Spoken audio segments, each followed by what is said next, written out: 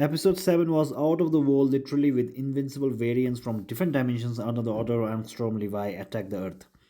The Invincible likes to bring people back alive from the dead, and here we find Angstrom is back again with a bang, and funnily he wants to destroy Mark by sending other Marks from different dimensions. Angstrom Levi in previous episodes was punched to death. However, with little life left in him, he manages to teleport himself to a dimension where there are expert technicians surgically bringing organism back to life.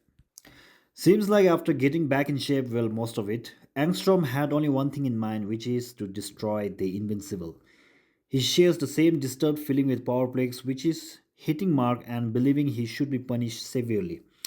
I'm not sure how long did it take for him to collect different Mark from other dimensions, but we come to know he has promised all of them something like giving back their dimension or something or someone they have lost.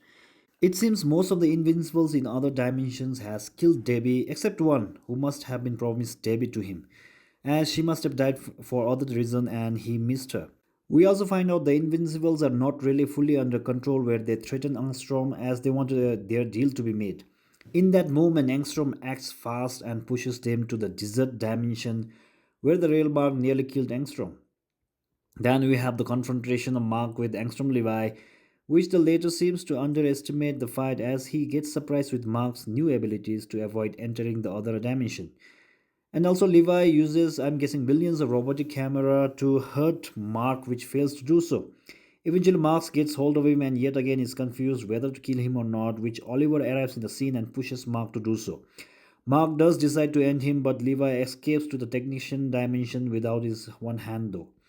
He orders the technicians to heal him arrogantly, which the technicians put him in place, saying he works for them now, so I think for a while we'll not be seeing Angstrom in the series.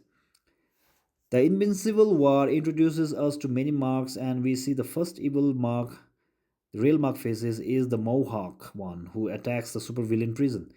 Powerplex escapes the prison and is glad everybody seems to be fighting against the Invincible, which he rejoices. We also see many superheroes coming out of nowhere and helping the real Mark to destroy the Mohawk Mark. The episode also shows sacrifices made by the superheroes, which includes Nightwing and Rex. At the Guardians' headquarters, the evil Mark massacres all superheroes until Nightwing sends him to another dimension with him saving the injured superheroes. We are not sure of status of Nightwing, but most likely the evil Mark has finished him off as we don't see sign of him returning. The new superhero group also seems to have a tough time with one of the evil Mark, and before he kills them, Rex interferes and asks his friends to make an escape. After using all his bombing powers, Rex uses his own skeleton as explosives, killing the evil Mark and saving his friends. Oliver also faces one of the evil Mark and is helped by other superheroes in knocking him out. Then we see Mark and Eve facing two evil Marks, one of them having the Omni-Man's race, which suggests the evil Mark killed Nolan in his dimension. Eve gets injured, which makes Mark give up easily, but luckily Cecil sends the Sinclair's abomination bots, which manages to knock out both evil Marks. By this time, the superheroes on Earth figures out the other dimension Marks are not equally strong and they seem to be weaker than the real Mark. With the help of all superheroes around the world, the invention is contained, and thanks to Angstrom also as he pushes the rest of the Marks in deserted dimension. At the end of the episode, Mark does meet Eve's parent, not in the way he liked, and seems like mother is supportive of Eve while her father is the same old grumpy guy. Mark also shares some positive vibes with Cecil, although he refuses Cecil about being the leader of Guardians, as Immortal wants to retire and have a family with Kate.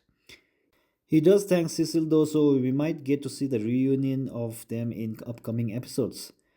As the Earth's rehabilitation goes on with accusing of Powerplex, Mark feels upset as it's his fault the world has suffered until he is interfered by the Biltramite the Conquest. As we know, Mark seems to be holding back his strength in most of the fights till now. He seems to be going all the way for this fight against Conquest, so most likely the next episode will be mostly about Mark showing his true strengths.